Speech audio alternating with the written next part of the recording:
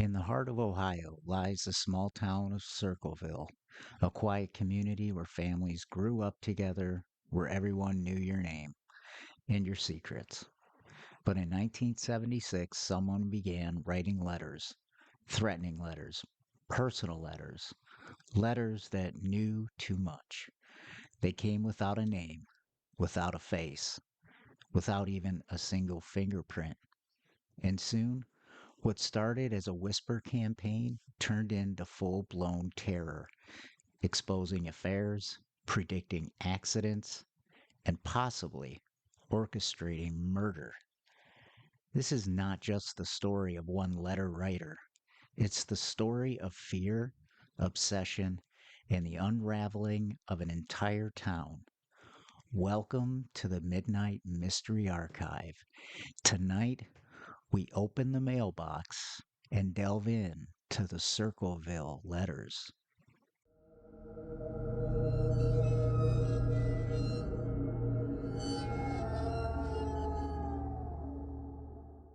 It began in 1976. The first letters were mailed to local school bus driver Mary Gillespie. The content was chilling. Accusations that she was having an affair with the school superintendent, Gordon Massey. The letter knew details no one should have known: where she lived, what route she drove, the fact that she had a daughter in school. The writer claimed to be watching her, always watching her, and threatened to expose her if she didn't end the alleged affair. I know where you live. I've been watching you. Stop what you're doing or everyone will know the truth. Mary, understandably shaken, told her husband Ron, but they decided to keep it quiet at first. Perhaps it was a prank. Maybe it would just go away. But it didn't. The letters kept coming. To Mary, to her family, even to school officials. The accusations became more specific and the threats more intense. The writer seemed to know every move Mary made. Eventually, Mary and Ron confided in Ron's sister and her husband, Karen and Paul Freshour. The group crafted a plan: send anonymous letters of their own to who they suspected might be behind it, essentially saying, "We know who you are. Stop." For a time, it worked. The letters stopped, but only for a time. In 1977, tragedy struck. Ron Gillespie, Mary's husband, received a phone call that seemed to confirm the writer's identity.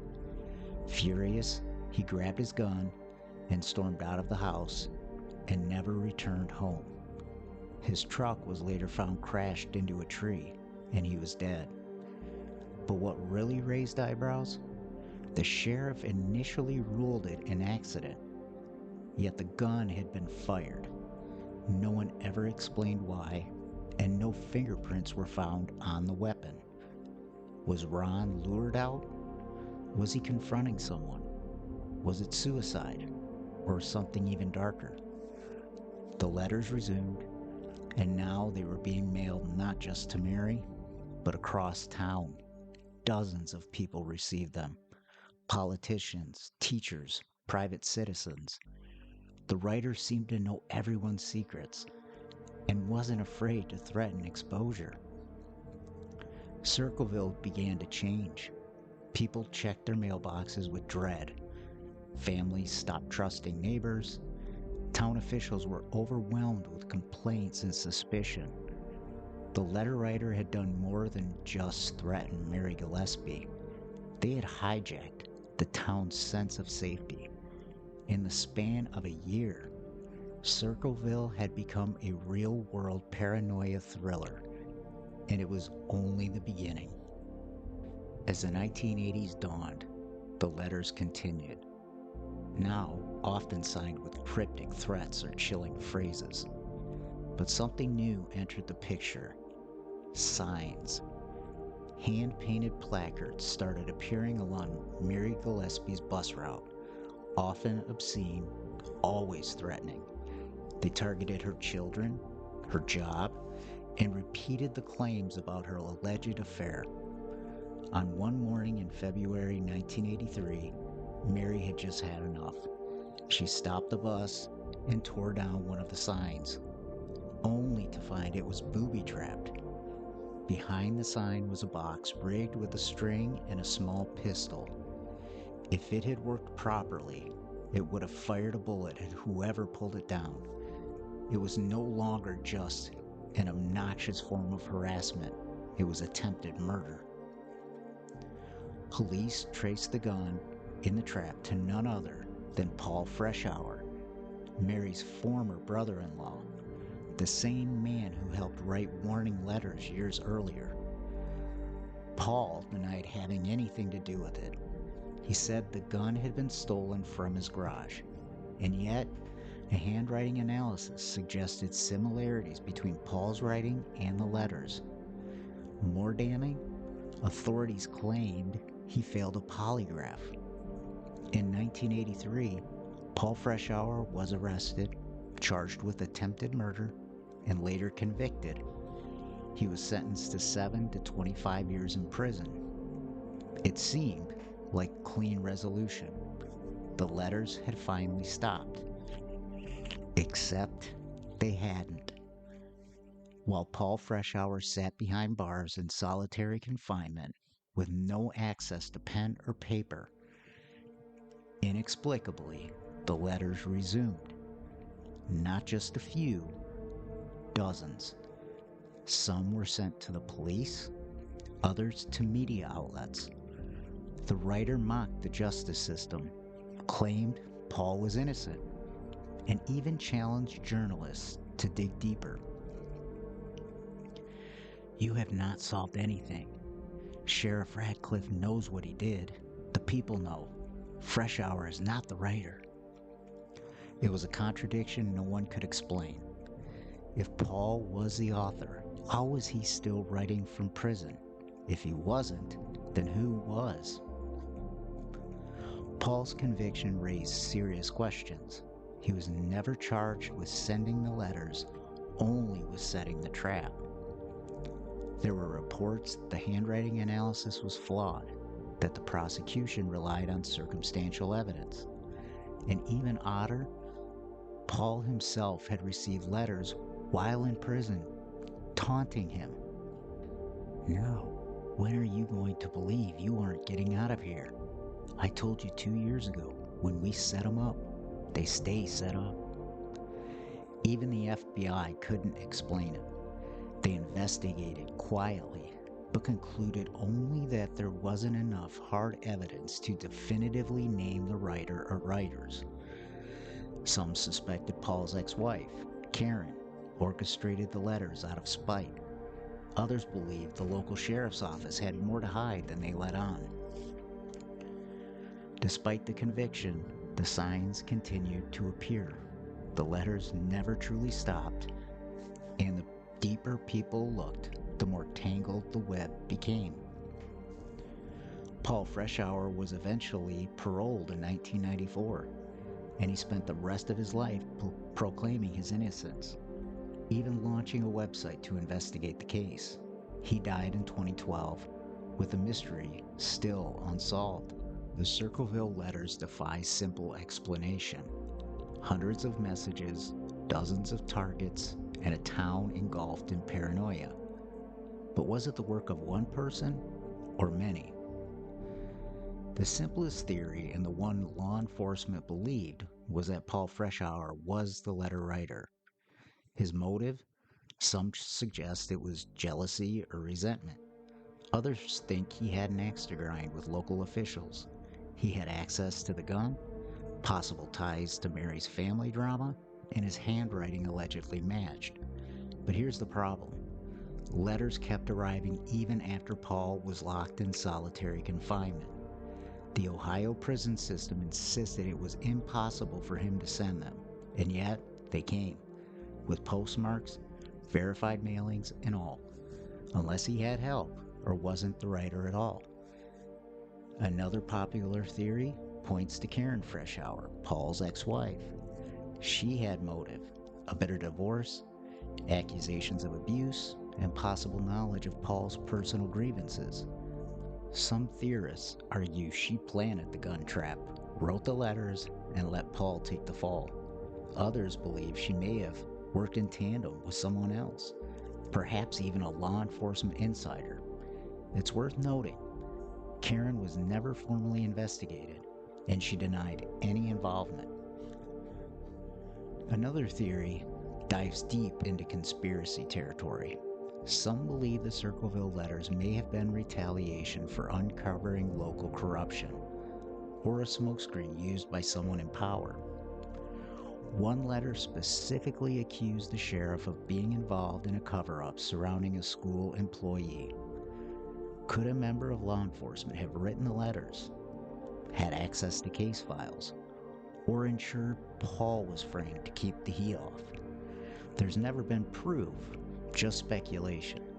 But the fact that the letters continued despite increased security and scrutiny only fueled the fire of the idea of a law enforcement cover-up. Another thought, could the Circleville letters have come from more than one person? A cabal of townspeople working together? Small groups seeking to expose hypocrisy and corruption in their community. Some researchers believe the stylistic changes in the letters, tone, grammar, handwriting, suggest multiple authors. Others point out that so many people were targeted that it would have been very hard for a single person to possess all that knowledge. Perhaps it was just a lone crusader, someone obsessed with justice, twisted by righteousness, who believed that they were doing the town a favor by calling out affairs, corruption, and secrets. The anonymous writer often portrayed themselves as a sort of moral enforcer punishing wrongdoers. If you think the law is going to protect you, think again. I know what you've done. The town knows, and justice is coming. Eventually, the letters stopped, just as mysteriously as they had started. No arrest, no final reveal, no deathbed confession. The Circleville Letters case remains one of the most unnerving cold cases in American history, and a reminder that sometimes the most frightening monsters don't need masks, they just need a pencil and paper. By the early 1990s, the town of Circleville, Ohio was quiet again. The signs had vanished, the letters stopped arriving, but the damage had already been done. And the mystery, that was just beginning to spread. In 1994, NBC's Unsolved Mysteries, hosted by Robert Stack, featured the Circleville Letters in a chilling segment.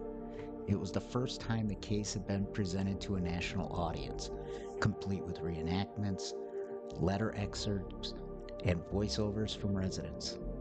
The show reignited public interest in the mystery.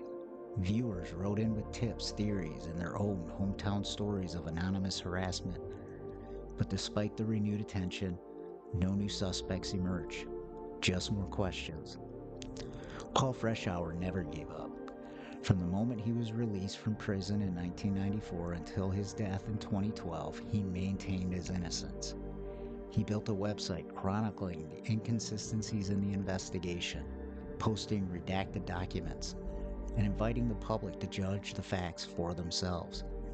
He even reached out to journalists and podcasters in the early 2000s, hoping someone would take a fresh look. But no one ever took up the case officially again. The file was closed. The letters became folklore. Ask people in Circleville about the letters today, and you'll get mixed reactions. Some remember the fear. Others dismiss it as overblown. A few residents say they still have letters tucked away in drawers, eerie keepsakes from a time when everyone was afraid their secrets would be exposed. And every so often, someone will get an anonymous note in the mail, a veiled threat, a cryptic warning, just enough to stir up that old anxiety again. So the lingering questions are this: who had the time, the insight, the obsession to pull this off? Was it Paul Freshour, his ex-wife, a rogue official, or did someone else seize the opportunity to settle old scores hidden behind the mask of the Circleville writer? In the end, We'll probably never know. The letters were personal, specific, and relentless. Not just words on a page, but calculated acts of psychological warfare. And that's probably the most terrifying part. Not that someone sent them, but that the writer knew exactly where to strike and who to hit, and how deeply the ink from their pen would bleed into the hearts and minds of those who received the letters. This is the Midnight Mystery Archive. This is Kevin, and we will see you on our next episode. You've just heard another journey into the shadows from the Midnight Mystery Archive, where the past whispers and the unknown waits in silence. If you enjoyed this episode, be sure to follow and subscribe on Apple Podcasts, Spotify, or wherever you get your shows. You can also listen and watch on YouTube, where each case comes with visuals that bring the mystery to life. New episodes drop Tuesday and Friday, bringing you deeper into the world's darkest, unsolved mysteries, forgotten crimes, and chilling disappearances. Until next time, keep your eyes open and your lights low. Some stories aren't over. They're just waiting to be found.